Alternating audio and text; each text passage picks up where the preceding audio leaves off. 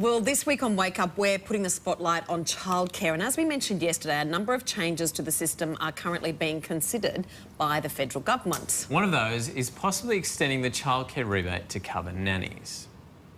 It seems every celebrity mum has one, so it's no wonder there's a perception that people who hire nannies are super rich. But that's simply not the case. In Australia, a growing number of families are hiring home help to overcome childcare shortages and to meet their flexible working needs. The federal government estimates there are 30,000 nannies caring for children in Australian homes. But with no rebate, they're often a more expensive option to daycare. A full-time nanny can cost between $40,000 to $60,000 a year. Because of this expense, the government fears that many families employing nannies pay cash in hand. So there's a belief that introducing the rebate and regulating the industry would help stamp out this practice and bring in more tax revenue. Well, Anne-Marie Sampson is a working mother of 5. I'm exhausted just saying that, working mother of 5. She joins us now along with her wonderful nanny, Marnie Spackman, and her 3 youngest children. Ladies, thank you so much for joining us today. Thanks for having us. Take us through your experience with the children. Was a nanny just the best option for you or the only option? Well, it was the best at the time, but at the moment, because of the 5 and being able to have flexibility with our working hours, because we both work long hours, we have to work interstate, we really need to have that flexibility of having a nanny in the home, and just the logistics of running around with all the school children and these 3 really helps having a nanny. How do you afford it? Because sometimes you're paying, as we saw earlier, between $40,000 to $60,000 a year. Yeah, it's not cheap, and the fact is that's one of the reasons why with the Australian Nanny Association we're really barracking for families, just all families, to be able to have access that funding that childcare centres are able to access, so that families who are of all socio-economic backgrounds can receive that. It is expensive, but you're saying that it's cheaper for you to have a nanny when you've got kids of this age than it is to send them to childcare. Well, it is for me, because if my local daycare centre, it's $100 per day per child, so that's $300 per day for these children to attend a long daycare centre, and it's actually cheaper for me to have a nanny. Marnie, tell us about your experience. You used to work in a daycare centre. Yeah. Why do you love being a nanny? I love being a nanny because I get the quality one-on-one interactions with the children every day. I formed a close relationship with the whole family, and I just feel like part of the family every day that I go there. What do you think is wrong with the current system? I find that children aren't having quality one-on-one interactions in a childcare centre just because there's so many children. And having a nanny, I get to spend quality time with each children every day and educating them. Broadly speaking, when you're in a childcare centre as a carer in there, what sort of time are you able to spend with kids? I find that I was snowed under with paperwork quite a lot, and the reason I entered childcare was because I wanted to have interactions with the children, care for them, nurture them and educate them, but I found that the paperwork was just building up and I had to do it in my own time without pay. So.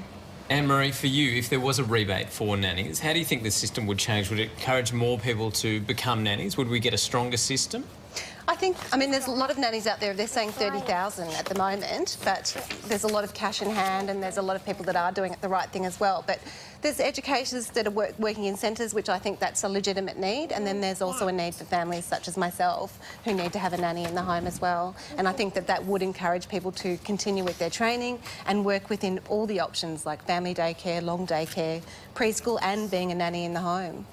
Anne-Marie, there is a misconception, I think, today, as we heard earlier, that nannies are only for the wealthy. But as you mentioned, for people often that don't earn a lot of money, that have to travel interstate, it's the only childcare option that they have. That's right. And look, it's not always for the rich. The fact is, people who are in a higher socio-economic earner background, they're going to be able to get a nanny, and they will always anyway without the rebate. But we're talking about families who are at the lower and middle class earners that really need to be able to access this service. And they should really be entitled to get the same rebate and childcare benefit that families in centres are getting. So what do you believe the solution is then? Well, one of the things with the Australian Nanny Association... I love all of it. You're going to get a big star for this. Well done. One of the things with the Australian Nanny Association is that we've done a submission to the Productivity Commission, and we have asked the government to actually have a look at that option for families, all families, to include nannies, qualified nannies, in a regulated system to receive the rebate. Marnie, as someone who's worked in childcare centres and would obviously have friends who work in childcare, what do you hear most of all from your peers who work in the industry that they need from their perspective? They need more time because you've got to do the portfolios. They need more time to be able to do that paperwork.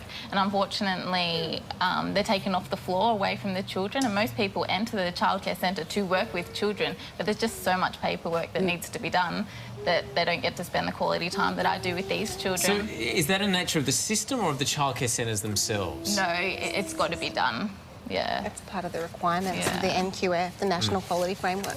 So ideally, would you see people employed to specifically deal with the paperwork or just add more people to the childcare centre? How do you solve that? I just think more people need to be employed in the centre because most of the time they employ staff to the ratio of the children, and then therefore once the children start leaving, then you get time to do the paperwork, and yeah, it just keeps building up and building up. But unfortunately, it does have to be done. But they just need more staff to be able to cater to be able to do that.